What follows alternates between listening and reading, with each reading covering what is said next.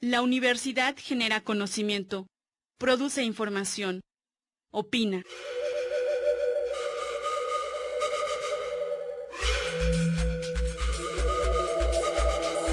Radio WAP presenta Carolinos.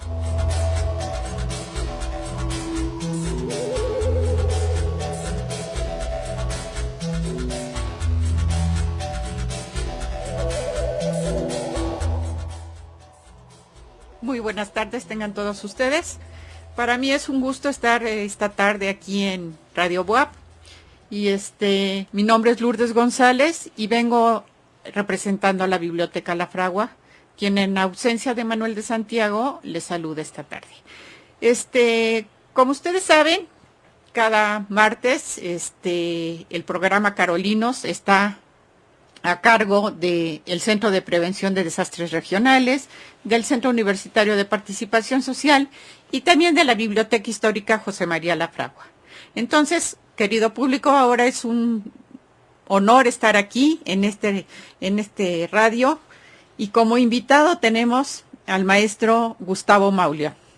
Gustavo, muy buenas tardes, ¿cómo estás? Buenas tardes, maestra Lulú, que es un gusto y un placer regresar aquí a Radio WAP siempre a platicar ahora de un tema muy especial. Sí, hoy tenemos un tema muy, muy especial para ustedes que vamos a platicar Gustavo y yo acerca de, digamos, una exposición y una serie de conferencias que se van a dar en la Biblioteca La Fragua durante los próximos, digamos, 4 fechas tenemos, ¿verdad? Sí, tenemos 4 Sí, fechas. 4 fechas tenemos para compartir con ustedes. Pero antes que nada quiero decirles, para los que no saben, porque muchos sabemos quién es Gustavo Mauleón, quiero leerles algunos datos curriculares de Gustavo para que sepan, que Gustavo es licenciado en música y maestro en etnomusicología. A partir de 1999, coordinó el proyecto de digitalización de fondos y fuentes musicales, documentos para la historia de la música en México, de la Benemérita Universidad Autónoma de Puebla. Es decir, Gustavo y la Benemérita Universidad, pues son viejos conocidos. Claro, ¿sí? Que sí. Claro que sí. Gustavo ha trabajado mucho con los fondos antiguos de la biblioteca y tiene ya varios trabajos que hemos hecho en conjunto.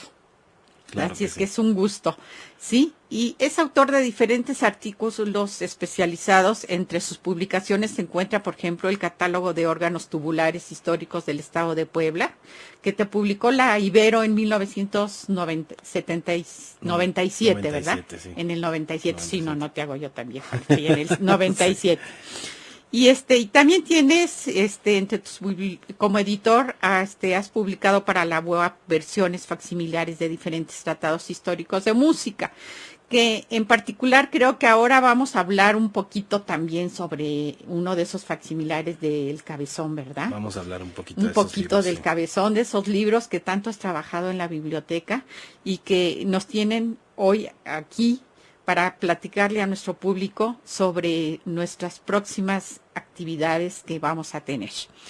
Fíjense que la Biblioteca La Fragua, ustedes saben que parte de sus actividades y de sus objetivos tiene la difusión de los acervos bibliohemerográficos y documentales, y a través de diferentes actividades que nos organizamos en la biblioteca, pues a veces ponemos exposiciones y constantemente estamos dando conferencias que abarcan temas de los libros que tenemos bajo nuestro resguardo en la biblioteca. Y pues ahora no es la excepción, y en esta ocasión tenemos una exposición que se llama Música Sagrada en la Biblioteca La Fragua, de la teoría a la devoción.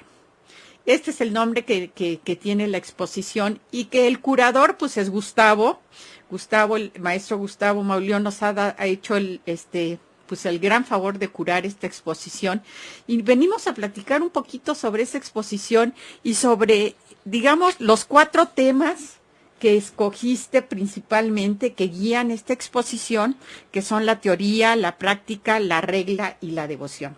Quisiera que nos platicaras un poquito acerca de esto. Pues mira, maestra Lulú, La verdad es que para mí ha sido un verdadero gusto. En meses pasados tuvimos una reunión con el maestro Manuel de Santiago, director de la Biblioteca Histórica José María Lafragua, y realmente por el interés del maestro Manuel fuimos invitados a realizar esta curaduría. A mí me dio mucho gusto porque tenía mucho tiempo de no venir a la biblioteca, y sobre todo por el hecho de que durante muchos años he estado trabajando, como bien lo mencionabas, en el estudio de los fondos antiguos, los libros de fondo antiguo musicales de la biblioteca. También fue una feliz coincidencia porque este año de 2013 estamos conmemorando el 4º centenario de uno de los libros que está en la Biblioteca Lafragua, que es el libro de Pietro Cherone, titulado El Melopeo y Maestro. Es un libro que se publicó en Nápoles en 1613, que está muy relacionado con nosotros en el ámbito hispanoamericano por muchas razones. Primero, porque en ese momento Nápoles funcionaba políticamente como un virreinato italiano, español en Italia. Entonces tenían, como en la Nueva España, tenían su virrey, y todo el sistema versaba en el sistema político hispánico, y pasaba como en la Nueva España. Se hablaba castellano y los virreyes iban y venían por mandato real, ¿verdad? Sí, claro, sí. Y era un sistema pues muy cercano y muy parecido. Pues por eso es que el Melopeo y Maestro Pietro Cherone lo publicó en castellano, habiéndolo publicado en Nápoles. Los impresores fueron unos impresores muy cuidadosos porque sacaron de esas prensas un libro en 2 tomos con más de 1000 y tantas páginas. Imagínate que para el 1613 claro, era una gran hazaña hacer un libro esos, con ¿no? gráficos, con notación musical, con láminas de todo tipo. Ya nos imaginamos porque es un libro enciclopédico. Ese ejemplar que tenemos en la Biblioteca Lafragua, pues afortunadamente tuvimos el gusto de que el escritor Carlos Monsiváis lo donara en el año 2001 a la biblioteca.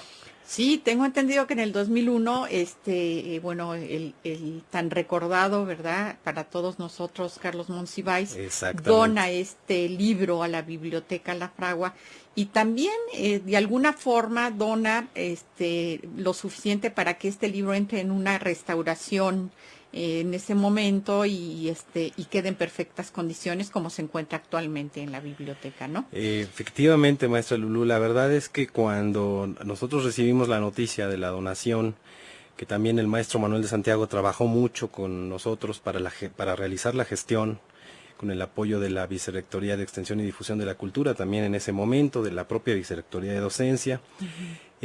Carlos Monsiváis, pues lo que quiso hacer es agradecer con un libro antiguo, su honoris causa, el doctorado honoris causa que claro. Anteriormente le había otorgado sí, la le había universidad. dado la universidad, por supuesto. De hecho, en el discurso ante el rector dijo así: yo soy tan antiguo y tan posmoderno que el mejor regalo que puedo dar es un libro, ¿verdad? Maravilloso. Una verdadera satisfacción recibir esa joya que hoy está cumpliendo 400 años. Fíjate, 400 años de haberse publicado. Ahora sí que la edición Princeps edición, ¿verdad?, es de estos 400 años que cumple, ¿no? Exactamente. Y que yo tengo entendido que además es un libro muy, muy especial, ¿verdad? Dentro de lo que sería, dentro del ámbito de la música, representa un libro muy importante para los teóricos, ¿no? Digamos que sí, así como tenemos libros famosos, los Atlas de Mercator, como tenemos libros tan importantes en nuestras bibliotecas de fondo antiguo que conservamos en Puebla, y los que se conservan a nivel internacional, resulta que el Melopeo y Maestro de Pietro Cherone es aparte de que es un ejemplar raro, que está cumpliendo pues una edad avanzada, digamos, en términos bibliográficos, pues no es viejo realmente, es un libro de una edad avanzada, ¿verdad? Sí, sí. Bueno, a pesar de eso, pues es un libro fundamental porque de alguna manera inaugura en el ámbito hispanoamericano, inaugura los estudios de la teoría musical, que si bien había algunos otros libros de teoría musical del periodo incunable, por ejemplo, Cherone lo que hace en su tratado es reunir cuantas teorías italianas, españolas y de otras latitudes cayeron en sus manos y creó por primera vez un compendio enciclopédico. De hecho, su lista de autoridades, tanto de su tiempo como de autoridades de la Edad Media y de la Antigüedad, son inagotables. Este hombre se leyó cuanto libro pudo caer en sus manos, pero también Cerone tiene una historia muy bonita. Él, en un momento determinado, tiene una revelación mística, por decirlo así, una revelación espiritual, y decide salir de Italia e ir a España a hacer el Camino de Santiago, el Camino Jacobeo. Sí, claro, sí. ¿Verdad? Él hace ese recorrido, ¿verdad? El Camino de Santiago. Un recorrido azaroso. Oh, sí, ya lo creo. Llega a Santiago de Compostela, recibe el jubileo, y una especie de premio, digámoslo así, o de buena suerte, es que conoce a otro peregrino que iba para Santiago, que era un noble italiano, el embajador italiano en la corte española, que lo lleva a Madrid inmediatamente a trabajar en una academia de música que este personaje tenía. Y por medio de esa cercanía, digamos, diplomática con la corte, es como Cerone pasa inmediatamente, casi el mismo año, pasa a la a la capilla musical de Felipe II. Fíjate nomás. Y va a permanecer ahí en Italia, en España, 25 años prácticamente, hasta que se jubila y decide regresar a Italia. Regresa a Italia ya jubilado. Ya jubilado, ya en 1608 ya está preparando la edición de su libro, pero todos estos detalles no los sabemos a ciencia cierta por materiales de archivo, porque no se conservan buenos materiales de esa época de Felipe II, dado la quema que en el siglo XVIII sufrió el archivo histórico del Alcázar de Madrid. Se quemaron muchos materiales de esa época. Y entre ellos se quema. Entre ellos, seguramente muchos expedientes claro. Relacionados con los empleados, empleados de la corte de esa época. Lo que sabemos es por testimonios del propio Cerone, que en los capítulos de su libro, cuando toca determinado tema, va contando cómo lo aprendió, de quién lo aprendió y en qué momento tuvo acceso a esos conocimientos. Y ahí va mezclándolos, un poco versando con su propia biografía, ¿no? Ah, pues sí, es muy, muy interesante, la verdad. Oye, y así como chisme, digamos, parece ser que en el Congreso de la Unión de la Ciudad de México, hay un ejemplar que dicen que perteneció a Sor Juana Inés de la Cruz. Bueno, pues ¿tú lo has visto, libro? Yo lo conozco, ¿Sí? Yo lo conozco. De hecho, tuve oportunidad de fotografiar estas apostillas con notas. Ajá. Hay una nota de la letra de Sor Juana, ¿sí? que le llama a Cerone, le llama mi maestro Cerón, Cerón con Z. Cerón, ajá. Y pues hay muchas relaciones de la obra de Sor Juana con la literatura que proviene de varios tratados musicales. Los tratados del padre Kircher, por ejemplo, pero muchas citas casi son textuales o parafrásticas de la obra de ceroniana, ¿no? El ejemplar de la Biblioteca del Congreso de la Unión es un ejemplar que lleva apostillas manuscritas que se dio a conocer desde principios del siglo XX por don Hermilo Gómez Abreu, que fue un gran estudioso de la obra y biografía de Sor Juana. Octavio Paz lo retoma en algunos capítulos de las Trampas de la Fe. Las Trampas de la Fe. Y comenta el ejemplar de Cerone, pero no eran conocidos a nivel internacional hasta hace poco los ejemplares mexicanos. No se sabía casi nada de ellos. Es decir, el que tiene el Congreso de la Unión, sí, el que está en la Biblioteca Burgoa. Sí, claro, de Oaxaca, ¿verdad? La Biblioteca de la Universidad Benito Juárez de Oaxaca. Allá tienen otro ejemplar, y el ejemplar que ahora es de la Benemérita Universidad Autónoma de Puebla, claro, que perteneció a que Carlos son los tres, Monsiváis, digamos, sí, los tres ejemplares que se saben que están en México. Los tres ejemplares que se saben que están en México. Otros 2 ejemplares, si no mal recuerdo, en los Estados Unidos, y son los 5 ejemplares americanos, digámoslo así. Ajá. En realidad hay pocos, digamos que estamos hablando a consulta internacional con los ejemplares americanos y los ejemplares europeos. Estamos hablando de unos 50 y tantos ejemplares a nivel mundial, ¿no? Que sobrevivieron, vamos a decir. Que sobrevivieron de una edición de 1500 ejemplares. De 1500 ejemplares. Que para la época era una edición enorme, ¿no? Sí, como no, una edición muy, muy grande. ¿Qué te parece, Gustavo, si vamos ahorita a nuestra sección ¿Qué canción traes? En la que tú tienes que comentar qué vamos a oírle a nuestro público, si quieres comentarles qué es lo que vamos a oír. ¿Sí? Pues vamos a escuchar una cuestión muy interesante. Resulta que el próximo jueves, en una de las conferencias que forma parte de esta exposición, la música sagrada en la Biblioteca La Fragua, nos acompaña el maestro Edward Charles Pepe. Uh-huh. Edward es un músico norteamericano, es un buen gringo, como él mismo se autodenomina. Él es un estudioso de los órganos mexicanos, pero también de los órganos renacentistas que se encuentran en España.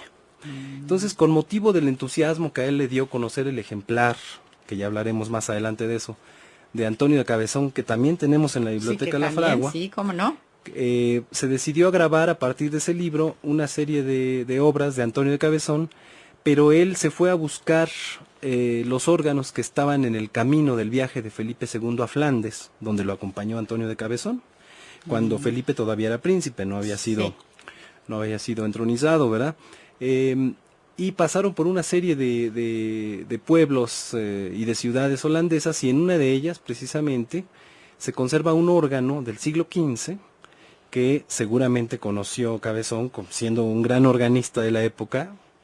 Posiblemente lo tocó, ¿no? Posiblemente lo tocó, y posiblemente en la madrugada escuchó misa en esa iglesia Felipe II. Bueno, pues este órgano que encontró Edward Pepe está restaurado, conserva el 80% de sus elementos originales, y ahí es como se decidió grabar un disco muy interesante, dedicado precisamente al viaje de Antonio de Cabezón por Flandes. La música de la época, claro, proveniente del propio libro de Antonio de Cabezón. Vamos a escuchar una pavana con su glosa.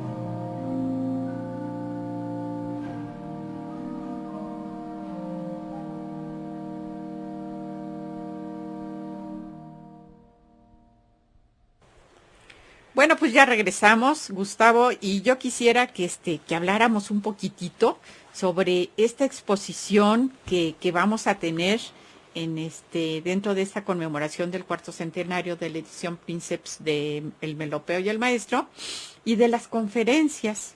Creo que es importante este día 24, el jueves 24, querido público, queremos invitarlos a todos a ustedes, ya saben, a las 6 de la tarde en la sala de lectura de la Biblioteca La Fragua. El maestro Edward Charles Pepe nos va a dar una conferencia concierto, que esto es algo muy diferente, ¿no? O sea, vamos a tener una conferencia, pero a la vez vamos a tener el gran placer de una conferencia concierto, que está titulado Obras de música, migajas que caían de la mesa, y del maestro Antonio de Cabezón. Que ahorita acabamos de escuchar música de él, ¿no? Entonces, ¿qué nos puedes decir del maestro Pepe y qué nos puedes decir sobre esta conferencia concierto, que es un poco diferente a lo que estamos acostumbrados? Pues la conferencia concierto es la vamos a dividir en dos partes. La primera parte, el maestro va a presentar el disco precisamente que grabó en Holanda, del que hemos escuchado La pavana con su glosa de Antonio de Cabezón. Va a presentar el disco, va a poner algunos ejemplos y va a platicar de la música en ese tipo de instrumentos, pero también va a platicar del ejemplar de obras de música para tecla y arpa y vihuela de 1578 que se conserva en la Biblioteca La Fragua. Como lo vamos a tener ahí exhibido, pues el público no solo va a poder escuchar al maestro Pepe, sino que va a poder después acercarse a ver el ejemplar, que es un ejemplar que no tiene escritura de notación musical como la conocemos, con rueditas o con cuadritos, ¿no? Sino que son números con cifras, como era el antiguo guitarra fácil. Ajá, que eran sí, numeritos. Claro, sí, eran numeritos. Bueno, pues este es una cifra, es un órgano fácil del siglo XVI, que estaba hecho con numeritos. Cada dedo era un número y se podía facilitar la lectura para los no versados en música. Supongo que el maestro Pepe nos va a hablar un poco sobre sobre este libro tan especial, tan raro, que tú en algunas ocasiones has comentado, que es un ejemplar pues único, ¿no? Es un ejemplar único, sí. Él pues va un poquito a sostener esta tesis de la importancia que tiene a nivel internacional el ejemplar de Puebla. Digan, ¿por qué? Pues porque desde el siglo XIX que empezó esta música a transcribirse y a ser difundida, resulta que la transcribían de ediciones que están principalmente en España, en la Biblioteca Nacional de Madrid, pero que tenían alteraciones del siglo XVIII y del siglo XIX en los numeritos, en esas cifras. Entonces no se podían ver bien qué nota era, y según la estética del siglo XIX, pues en lugar de poner una unísona, una falsa que le llamaban en la época, ponían una tercera o una quinta, para que sonara bonito, ¿verdad? Sí.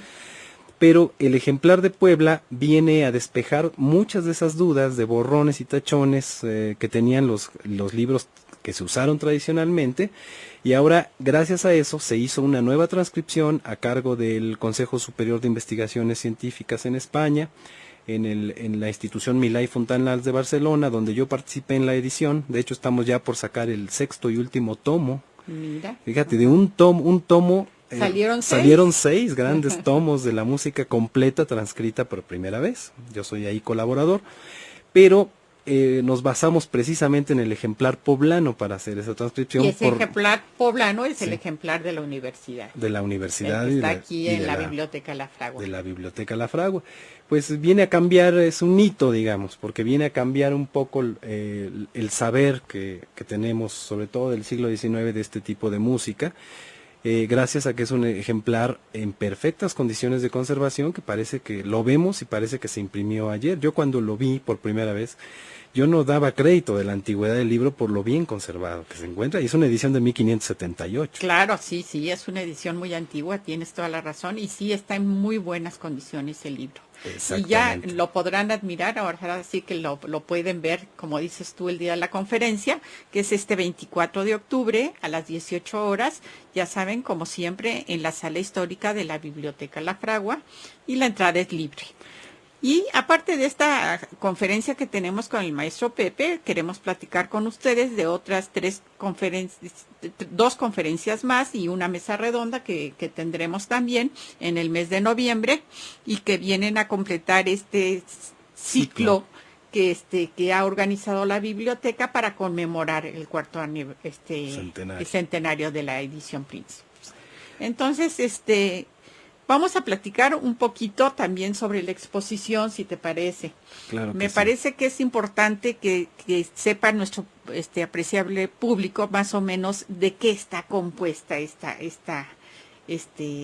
exposición. Tengo entendido que escogiste 28 libros de la biblioteca La Fragua. O sea, que para nuestra capacidad para exponer, que realmente como es una biblioteca, no es una sala de exposiciones, pues nuestras vitrinas no son tan grandes, no tenemos espacios tan grandes como si fuera una sala de exposiciones. Y sin embargo, hemos puesto 28 libros de música, aunque ustedes no lo crean, pero sí, 28 libros están en exposición a partir del día 24 en la biblioteca. Pero vamos a ir a un corte y cuando regresemos platicaremos un poco sobre la exposición.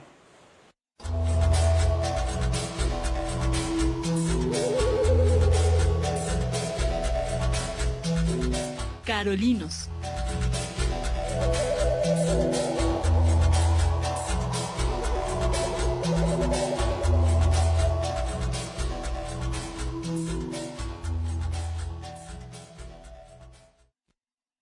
Trigésimo tercer Foro Internacional de la Cineteca. Las nuevas propuestas de la cinematografía independiente. Europa, Medio Oriente, América Latina y México. Lo mejor del séptimo arte en el 33º Foro Internacional de la Cineteca. Del 3 al 27 de octubre. Salas de cine de arte del Complejo. Informes de cartelera en complejocultural.wap.mx. A 45 años del 68, Congreso Internacional sobre Movimientos Estudiantiles del 21 al 25 de octubre. Debates, ponencias, presentaciones de libros y teatro. Invita el Seminario Nacional de Movimientos Estudiantiles Mexicanos. Edificio Carolino, 4 Sur 104. A 45 años del 68. Calaveras y catrinas en el jardín lucen divinas.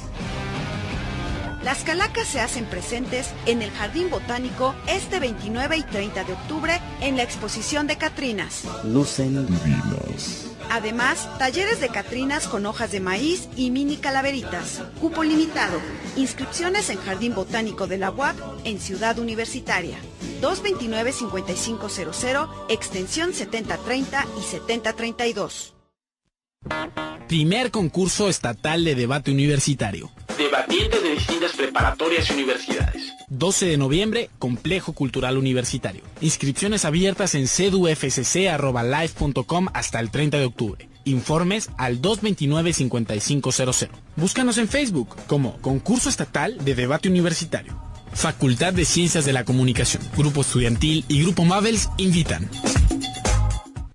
Si algo sabemos ser los mexicanos, es ser solidarios. Por ello pedimos tu apoyo para ayudar a nuestros hermanos en emergencia. Solicitamos leche entera en polvo, comida enlatada abre fácil, artículos de limpieza y cobijas nuevas. Acude con tu donación a cualquiera de nuestros centros de acopio en el Distrito Federal, ubicados en DIF Nacional, Avenida Emiliano Zapata, número 340, Colonia Santa Cruz Atoyac, Six Flags, Campo Marte, Zócalo Capitalino. Ante la emergencia, los mexicanos nos damos la mano. Desarrollo integral de la familia, DIF.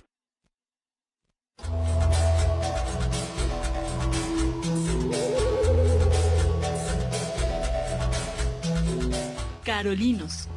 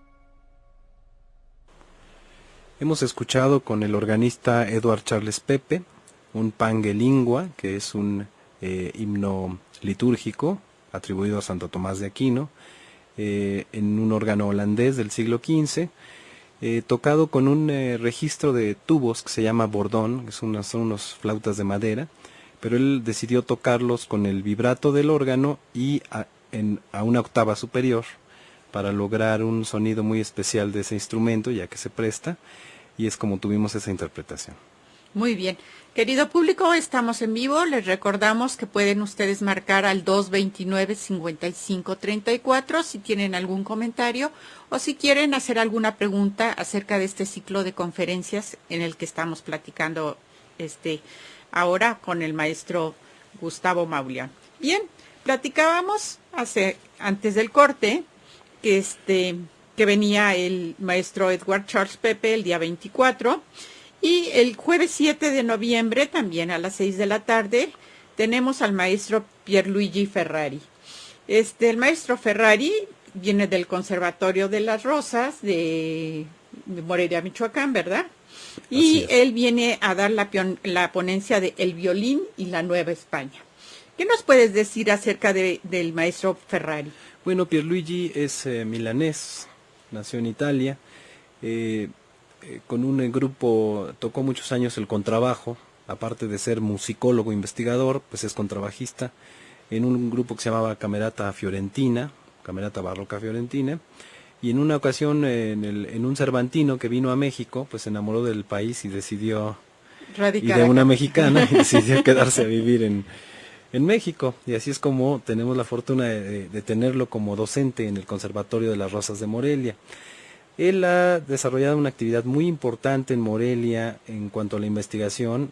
Por primera vez logró que se organizaran los archivos coloniales de música de ese Conservatorio de las Rosas tan importante, y ahora llevan a cabo una importante tarea de registro y catalogación de esos fondos musicales.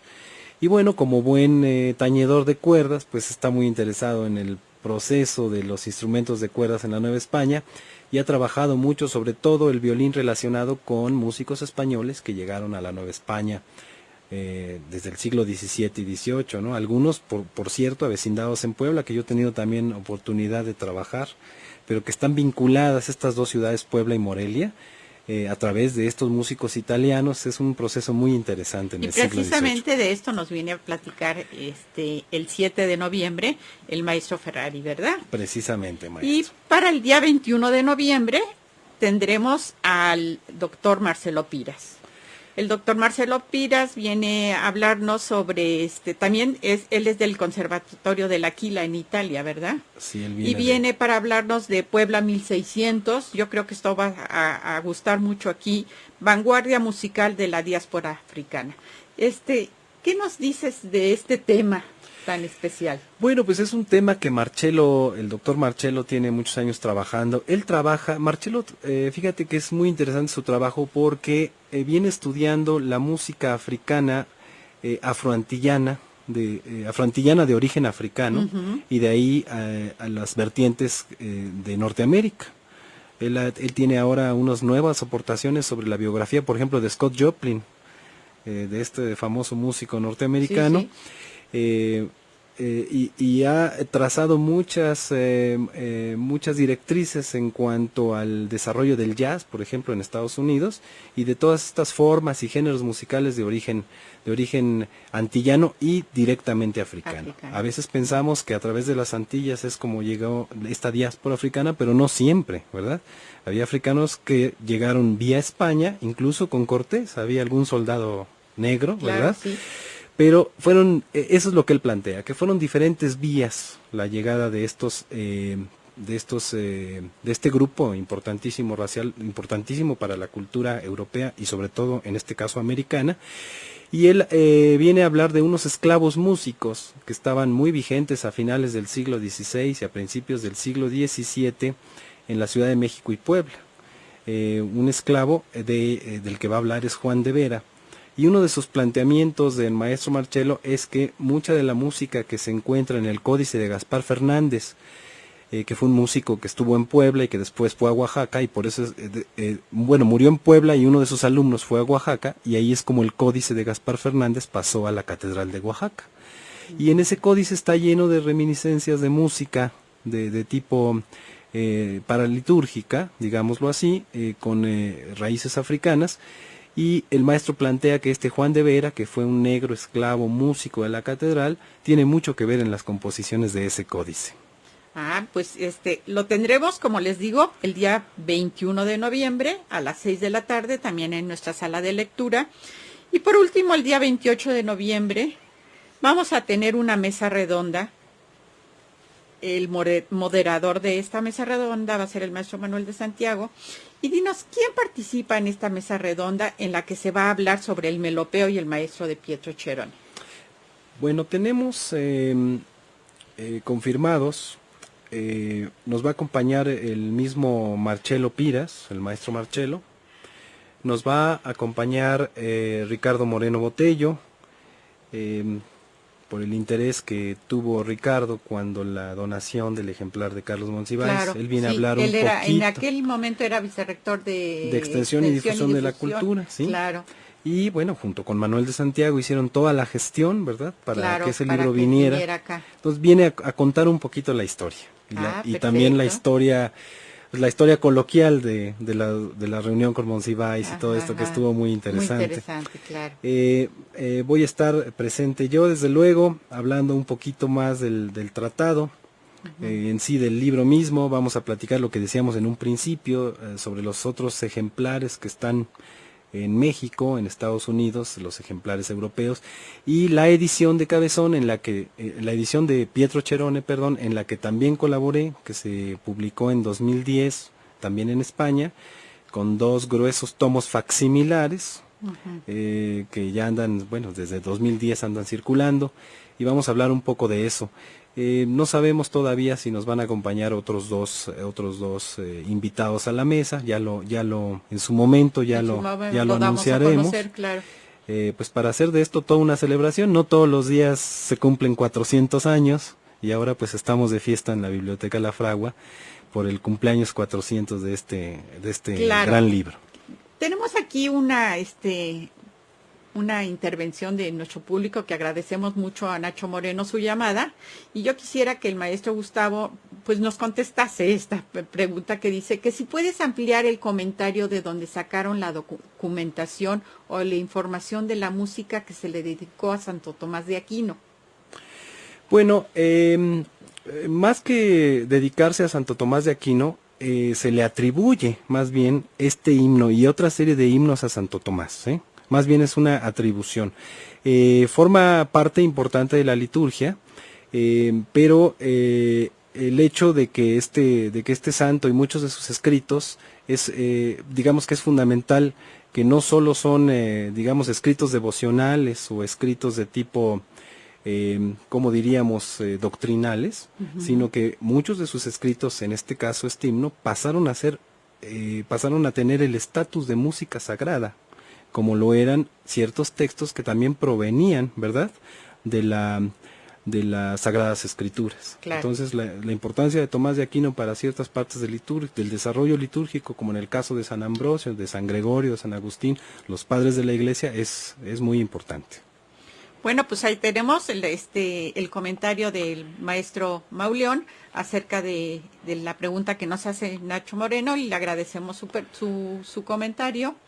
Bueno, digamos que hasta el siglo XV, XVI, este tipo de himnos, como el Pange Lingua, pues venían siendo transmitidos a partir del canto gregoriano, lo que nosotros conocemos como canto gregoriano, sí, claro, que es la música monódica de origen latino, que pertenece a la liturgia cristiana católica desde la Edad Media, y es muy interesante cómo desde el siglo XIV mismo, XV y XVI, estas versiones gregorianas pasaron a la música polifónica, tuvieron sus comentarios polifónicos, que se mezclaban con las partes gregorianas, o utilizaban los motivos gregorianos para crear esta música polifónica. En el caso de Antonio de Cabezón, este gran organista de Felipe II, él utiliza el motivo gregoriano y las partes polifónicas y las reduce a tecla y logra crear precisamente un comentario o una versión instrumental ahora, que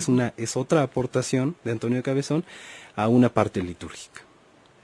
Como lo hace en el mismo libro a música profana, Su libro es mixto, mezcla cosas litúrgicas con cosas profanas, porque no era necesariamente su libro para las funciones religiosas, era más bien un libro para tañer, ¿verdad? Que todo tipo de materiales. Esto es uno de los temas, ¿verdad? Esto es digamos, lo que tocamos un poco en la exposición, que no solamente van a encontrar libros sagrados, ¿verdad? Litúrgicos, sino que también van a encontrar libros textos que hablan de historia, de pedagogía y didáctica musical, ¿no? Entonces, ¿nos puedes decir un poco sobre la composición de esta exposición? Pues esto es muy importante, maestra Lulú, porque ciertamente vamos a exponer 28 libros, que pocas exposiciones llevan tantos, pero realmente son los que pudimos sostener de 35 candidatos originales para exponer. La verdad es que eso es lo amplio de esta exposición, que si bien le hemos denominado música sagrada, bueno, eso es por la vocación, digamos, de los fondos eclesiásticos, que en un momento determinado llegaron o se fueron incorporando en la historia de la Biblioteca La Fragua, ¿verdad? Recordemos, sí, claro, por ejemplo, los fondos jesuitas, los fondos conventuales. Claro, de todos los conventos que llegan a la biblioteca. Sí. Que históricamente van conformando, pues obviamente de un seminario, pues necesitaban tener materiales para el estudio de las Sagradas Escrituras y de otra gran cantidad de temas religiosos. Pues entre esos libros, pues vienen libros, sí, efectivamente, litúrgicos para la misa y el oficio divino.